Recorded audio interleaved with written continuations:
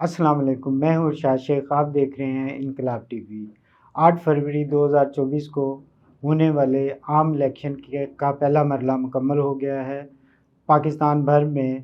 Election میں حصہ لینے کے خواہشمند امیدواروں نے اپنے کاغذات نامزدگی جمع کروا دیے ہیں۔ قومی اسمبلی کی 859 سیٹوں کے لیے 32,000 سے زائد امیدواروں نے کاغذات نامزدگی جمع کروائے ہیں۔ پاکستان کی 3 بڑی جماعتوں کو دیکھیں تو پاکستان تحریک انصاف نے 2034 اور نون لیگ کے 2134، پیپلز پارٹی کے 1651 امیدواروں نے کاغذات نامزدگی جمع کروائے ہیں۔ اس الیکشن کا اصل معرکہ جو ہے وہ لاہور میں شروع ہوگا، جہاں سے 3 سابق وزرائے اعظم سمیت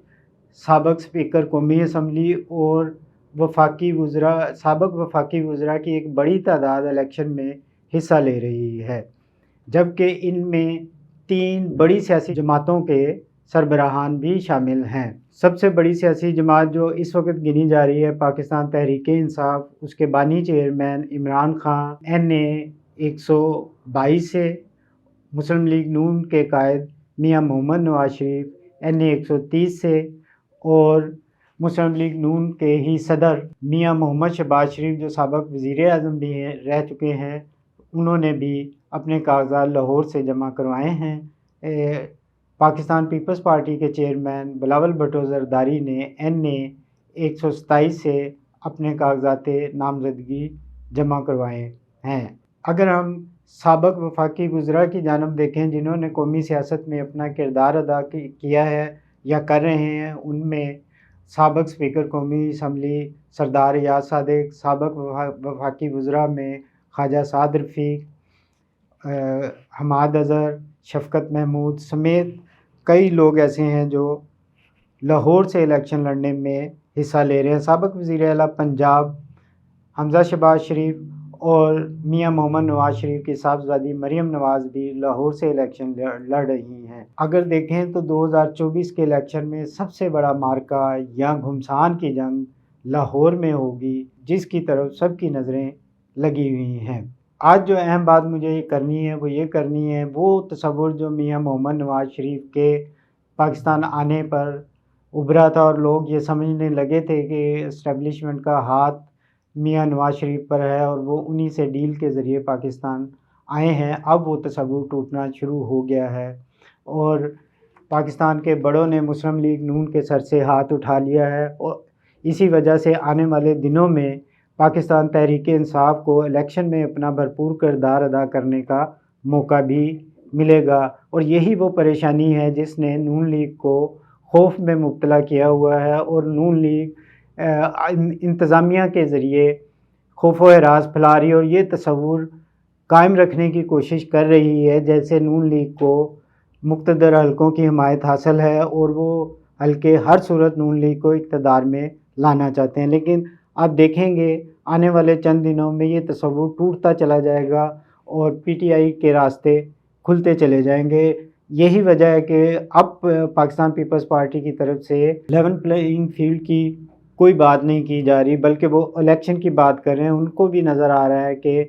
آگے جو حالات ہیں وہ تبدیلی کی طرف جا رہے ہیں۔ ان الیکشن کے حوالے سے اگر ہم نون لیگ پر نظر دوڑائیں تو ہمیں یہ بات معلوم ہوگی کہ نون لیگ میں جو حالیہ ہی مخصوص نشستوں کے حوالے سے معاملات چلے ہیں، ان میں اکبر پروری کو اور سفارش کو بہت اہمیت حاصل رہی ہے۔ مخصوص نشستوں کی فہرستوں میں جو نام دیے گئے ہیں ان میں وہ کارکن جو پارٹی کے لیے قربانیاں دیتے رہے ہیں ان کو نظر انداز کیا گیا ہے، اور ایک پیرا شوٹرز جو ہیں جو اچانک کہیں سے آئے ہیں جن کا پارٹی سے کوئی تعلق بھی نہیں تھا،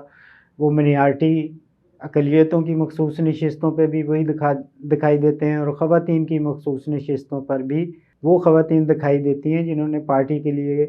کوئی عملی طور پر قربانیاں نہیں دی ہیں۔ یہی وجہ ہے کہ اس وقت مسلم لیگ نون اندرونی طور پر انتشار کا شکار ہو گئی ہے، اور اس کے سارے بڑوں نے سر جوڑ لیے ہیں کہ یہ جو نئی گروپ بندی ان فہرستوں کے حوالے سے جنم لینے لگی ہے اس پر کیسے قابو پایا جائے۔ ایک سیٹ ایسے شخص کو دی گئی ہے جس کا نون لیگ سے کوئی تعلق نہیں تھا، لیکن خاص لابنگ کی وجہ سے انہیں ٹکٹ دی گئی ہے۔ یہ کہا جا رہا ہے کہ